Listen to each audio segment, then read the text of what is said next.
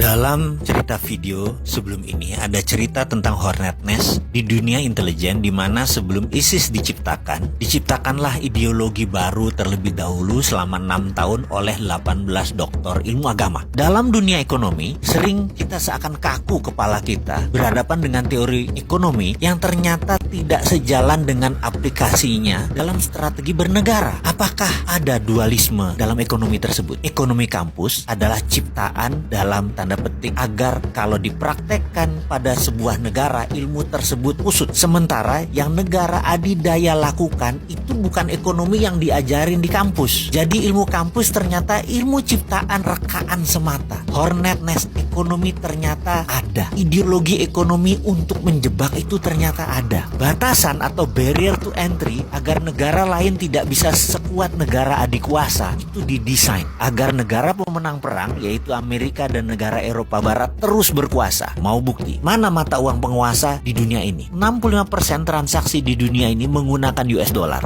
20% menggunakan euro, yen 4,7%, yuan Cina hanya 1,9% nilai transaksinya. Walaupun Cina menguasai mayoritas perdagangan sampai 50 atau 60% perdagangan dunia, dolar tetap underlying transaksi mereka. Memang mau Indonesia misalnya CPO-nya dibeli oleh Cina, Cina bayar pakai yuan. Terus yuannya tadi buat apa? Kita mau beli mesin misalnya untuk pabrik, mesinnya dari Jepang. Apa Jepang mau terima yuan? Nggak mau lah. Jepang mintanya dolar buat devisa mereka. Kok bisa begitu sih? Ini kesepakatan atas dasar suka sama suka atau atas dasar saya penguasa dunia, Anda harus manut dengan saya? Baik, kita akan bicara tentang currency warfare di sesi lain. Sekarang kita kembali ke topik. Misalnya lagi, dunia perbankan yang saat ini dianggap kunci sukses ekonomi, sehingga bank dicitrakan adalah penting untuk membangun ekonomi itu hanya bank. Padahal banking atau perbankan benar, tapi bank tidak. Bukan jadi kunci, banking yang jadi kunci, bukan bank. Tetapi karena sudah ada doktrin di banyak otak para pejabat dan akademisi bahwa banklah yang terpenting, jadi bank harus dilindungi. Padahal bank itu didesain untuk orang kaya saja. Ini by design agar memang kekayaan menumpuk di komunitas 3%. Bank bukan buat semua orang, dan itu sudah masuk di kepala kaum bankers di bawah sadarnya. Padahal bankers itu pelayan kaum kapitalis, bukan pelayan rakyat. Mau bukti? Maaf ya, kalau sudah bicara tentang banking, si Sontoloyo ini tegangan tinggi. Karena apa? Nyerempet riba, pasti tegangan tinggi. Kita lanjut. Misalnya dengan ada namanya asset based loan atau pinjaman berbasis aset. Itu hanya komunitas 3% saja yang bisa pinjam bank, karena punya kolateral, punya jaminan. Coba yang lain gak punya kolateral, jadi bisa apa? Atau kita ambil contoh lagi deh. Ini cara ngitung yang aneh bin ajaib. Kita ada kolateral, kita mau beli rumah, kita ambil KPR. Kredit ini dihitungnya caranya aneh bin ajaib karena untuk menguntungkan bank. Kita tahu pada saat kita menyicil tuh ada cicilan pokok, ada bayar bunga. Dan itu lucunya bukan pakai proporsional yang sama. Misalnya kita bayar 2 juta setiap bulan. Di awal-awal cicilan, lucu, yang 1,5 juta buat bayar bunga, yang pokoknya hanya 500 ribu. Nanti kalau sudah tahun ke-15 sudah mau lunas, dibalik 2 juta tadi, yang 1,5 buat pokok, yang 500 ribu baru bayar bunganya. Bunganya mengecil. Itu mereka ngambil bunga di depan. Itu rentenir banget. Ini gila dunia perbankan ini. Dan herannya itu dilindungi oleh pemerintah lagi. Hebat bener dah. Kesimpulannya, bank itu menyedot dana orang kebanyakan. Namun pembiayaannya hanya untuk orang kaya. Bagi saya, kalau ini didiamkan, ini namanya kita orang bodoh. Kapan kita bisa berdiri di atas kaki sendiri kalau kayak gini? Harusnya ada project based loan, pinjaman berbasis proyek. Tidak harus aset. Selama ada revenue, selama ada omset, selama ada profit, boleh dibiayai. Dunia perbankan harusnya dibuka lebar-lebar. Bukan dunia bank ya. Dunia perbankan harusnya dibuka lebar-lebar. Sehingga banking bisa dilakukan oleh non-bank. Banking 5.0 itu bukan oleh bank lagi yang mengerjakan. OVO, GoPay,